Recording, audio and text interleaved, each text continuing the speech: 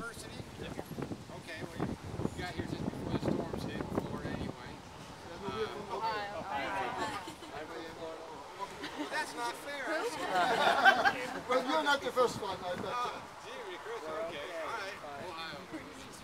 I took away my punchline anyway. But anyway, I want to thank you all for coming out here and tell you a little bit about the cemetery. The cemetery, of course, was established after World War II. It was filled up during World War II, during the Battle of the Bulge. And I'll point that out here in just a minute. We have 5,076 soldiers buried here. Among the 5,076, we have 118 Jewish Stars of David. We also have 101 unknown soldiers, and we have 22 pairs of brothers laying side by side. So if anybody has any brothers or sisters, you can imagine what your parents would feel like. We have 22 pairs of siblings next to each other. We only have one lady in the cemetery. Her name's Nancy Leo. She was a nurse, and after the fighting had ended, they had opened up Europe for travelers and tourists again, and her sister flew into Paris to come visit her. And so she went to Paris to pick up her sister, and unfortunately she died on her way to the airport from a Jeep accident. She's here in our cemetery. Now, where did all these folks come from? Obviously the Battle of the Bulge, World War II, mostly the Battle of the Bulge, and then the Rhineland campaign. The Battle of the Bulge is basically this dark gray area here. Alright? And that's what I'll explain. With the dark red area was the Rhineland campaign, where we pushed into Germany and eventually forced their surrender. But the big German offensive took place over here in the Battle of the Bulge. Now, one more thing about the folks here, they are predominantly, not exclusively, but predominantly 3rd Army, okay, Patton soldiers. I say that because in the Battle of the Bulge area we had 3 armies fighting. We started off with the 1st and the 5th Army that were already in this area, and then later on Patton's army, which was down here, the 3rd Army, came up and engaged also. But I'm getting ahead of myself. The Battle of the Bulge took place because the German army was in real trouble. Alright?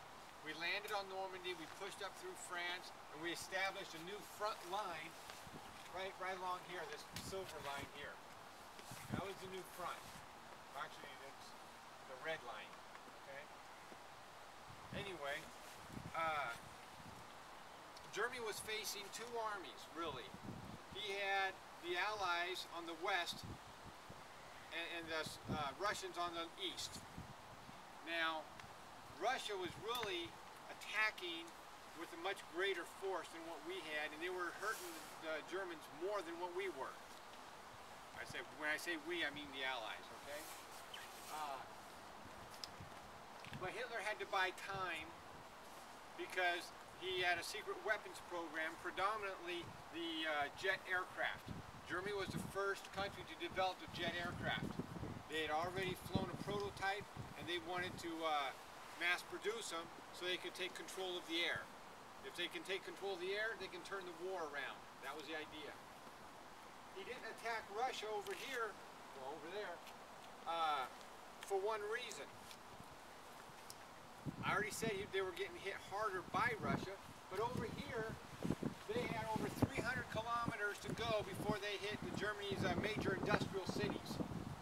Okay, and those industrial cities is what was supporting the German war effort.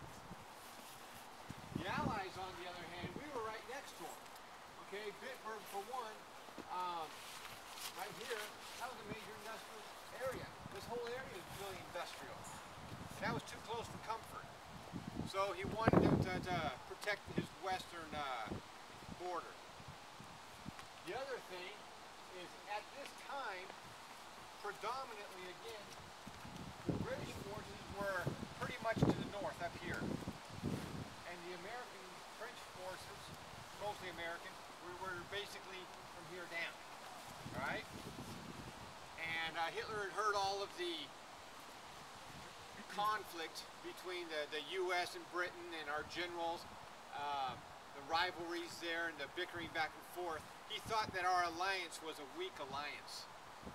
That wasn't true, as they found out. But he thought it was a weak alliance. And if they could drive a wedge between the U.S. and the British, he thought that the U.S. would lose interest in the war and go home. And that would force Britain into a treaty situation. On December 16th, from this corner here up to the top of the map there, that's about 80 miles along that front.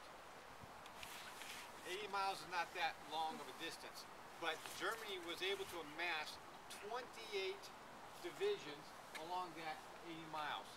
Now, for those who don't know what a division is, I'll say he was able to mass up over 500,000 troops along that 80 miles with tanks, trucks, all the equipment they needed to fight a war.